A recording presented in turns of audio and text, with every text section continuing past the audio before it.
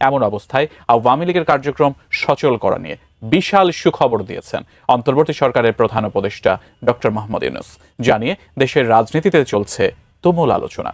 These people should go back to their own land, own home. But it's impossible because the security situation in বাংলাদেশের রাজনৈতিক অঙ্গনে আবারও উত্তেজনা ছড়িয়ে পড়েছে। প্রধান উপদেষ্টা ডাক্তার মোহাম্মদ ইউনূস জানিয়েছেন তার ভয় কোনোভাবেই কাটছে না, কারণ তিনি আশঙ্কা করছেন আওয়ামী লীগ যে কোনো সময় বাংলাদেশ প্রবেশ করে অস্থিতিশীল পরিবেশ করতে পারে। এ নিয়ে রাজনৈতিক মহলে তীব্র আলোচনা শুরু হয়েছে। অনেকেই বলছেন এই পরিস্থিতি বাংলাদেশের ভবিষ্যৎ রাজনীতির বড় ধরনের প্রভাব ফেলতে পারে।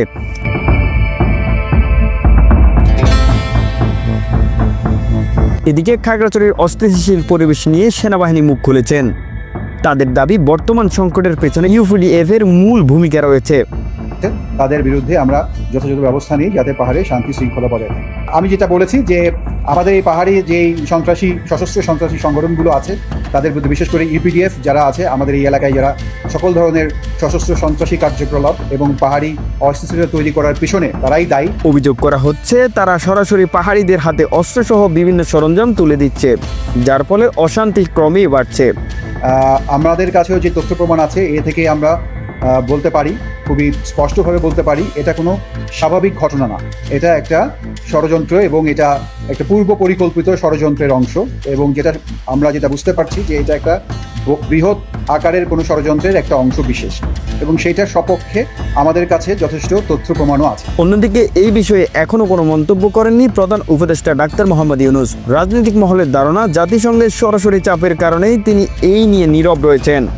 এই ইউপিডিএফ এবং তার বিভিন্ন যে অঙ্গ সংগঠনগুলো আছে তারা সকল জায়গাতেই চেষ্টা করেছে, তাদের যেখানে এই জনবল তারা জড়ো করতে পেরেছে সেখানেই তারা এই একটা অস্থিতিশীল পরিবেশ তৈরি করতে চেষ্টা করেছে, এবং এই অস্থিতিশীল পরিবেশ তৈরি করে বাংলাদেশের যে সামনের যেই গুরুত্বপূর্ণ বেশ কিছু বিষয় আছে সেই বিষয়গুলোতে যাতে আমাদের দেশের একটা আভ্যন্তরীণ কোনো একটা অস্থিতিশীল পরিবেশ সামগ্রিকভাবে তৈরি হয়, সেই কারণেই তারা এটা এখানে নিয়ে এসছে। পরিস্থিতি কোন দিকে গড়াচ্ছে তা নিয়ে এখন দেশ জুড়ে চলছে তীব্র আলোচনা। অনেকেই মন্তব্য করেছেন নির্বাচনের আগেই প্রধানমন্ত্রী শেখ হাসিনা দেশের মাটিতে পা রাখতে যাচ্ছে।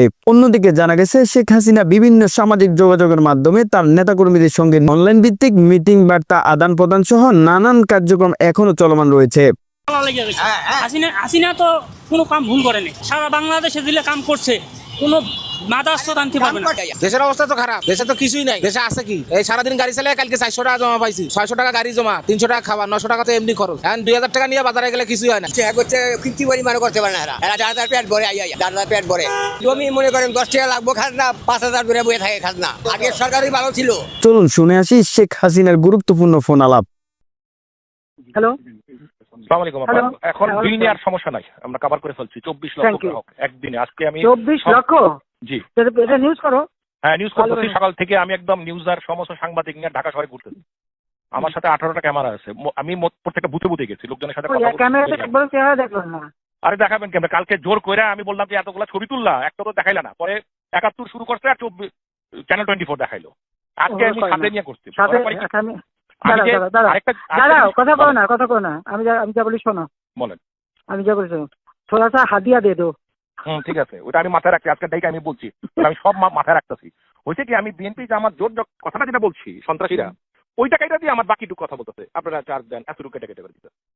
আজকে ওটা কাটলে তোদের ইয়ে বন্ধ করে দেবো, বিদ্যুৎ বন্ধ করে দেবো। ওটা নিয়ে চিন্তা করতে হবে না, মোটামুটি ওটা বলছে যে তোদের বিদ্যুৎ বন্ধ করে দেবো।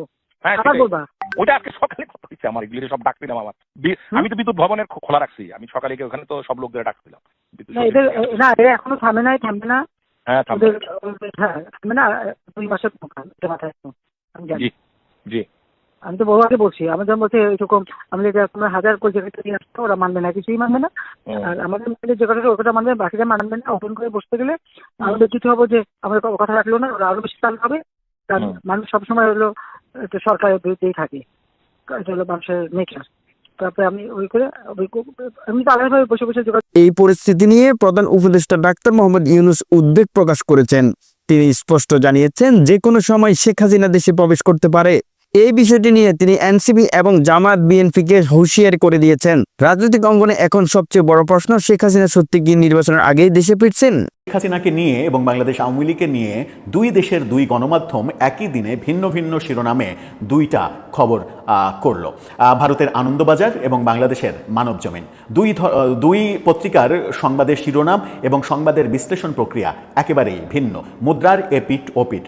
খুব স্বাভাবিকভাবেই ভারতের গণমাধ্যমে খবর প্রকাশিত হলে সেটা এক ধরনের শেখ হাসিনার পক্ষে, আওয়ামী লীগের পক্ষে যাবে, এবং বাংলাদেশের গণমাধ্যমে মূলধারার গণমাধ্যমে যদি খবর প্রকাশিত হয় তাহলে সেটা শেখ হাসিনা এবং আওয়ামী লীগের বিপক্ষে এই মুহূর্তে যাবে, সেটাও ধরে নেওয়া যায়। মানে 10 জন 20 জন নিয়ে একটা ঝটিকা মিছিল কোনো একটা রাজধানীর কোনো একটা জায়গায় রাস্তায় শুরু করে, তখন আশেপাশের রাস্তার আশেপাশের বিভিন্ন জায়গা থেকে অনেক লোক সেখানে যোগদান করে, অর্থাৎ সাধারণ চলাফেরা করা নাগরিকরাও অনেক সময় সেই ঝটিকা মিছিলে যোগদান করে। ঝটিকা মিছিলের বিরুদ্ধে সরকারের ব্যাপক অভিযানও আমরা দেখছি।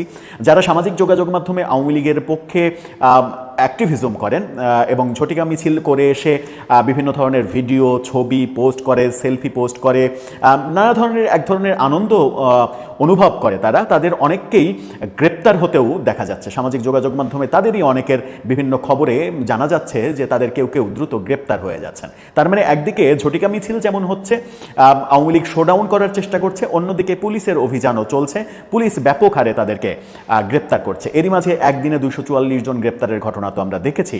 এই ঘটনা যখন বলছে, আনন্দবাজার যখন বলার চেষ্টা করছে যে আওয়ামী লীগের ঝটিকা মিছিলের সংখ্যা যেমন বাড়ছে, তেমনি তাদের সেই মিছিলে জনসংখ্যা বাড়ছে, এবং সেটা বাড়ার কারণ হচ্ছে জনগণের সমর্থন তাদের প্রতি বাড়ছে, তৈরি হচ্ছে জনগণের সমর্থন, এবং একইভাবে সরকারের বিভিন্ন ব্যর্থতার কারণে সরকারের উপরে মানুষ নাখোশ হচ্ছে, সরকারের সমর্থন কমে যাচ্ছে, এবং সরকারের সমর্থন কমে যাওয়ার ফলে সরকারের এই ব্যর্থতাকে কাজে লাগিয়ে আওয়ামী লীগ এক ধরনের রাজনৈতিক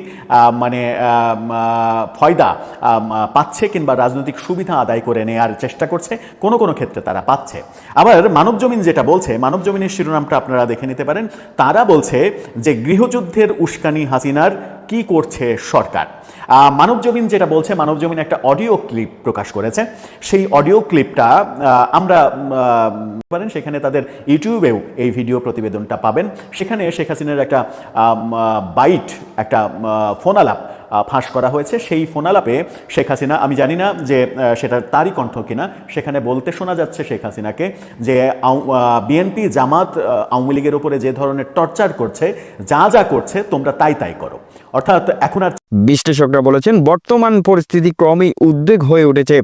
প্রতিনিয়ত গুম, খুন এবং নানান ধরনের হত্যাকাণ্ডের সঙ্গে বিভিন্ন শ্রেণীর মানুষ জড়িত হয়েছে। এমনকি আইন শৃঙ্খলা রক্ষাকারী বাহিনীও বারবার চেষ্টা করেও এই সহিংসতা থামাতে পারছে না। সকল আপডেট পেতে হলে আমাদের চ্যানেলটি সাবস্ক্রাইব করে অবশ্যই আমাদের সাথেই থাকবেন।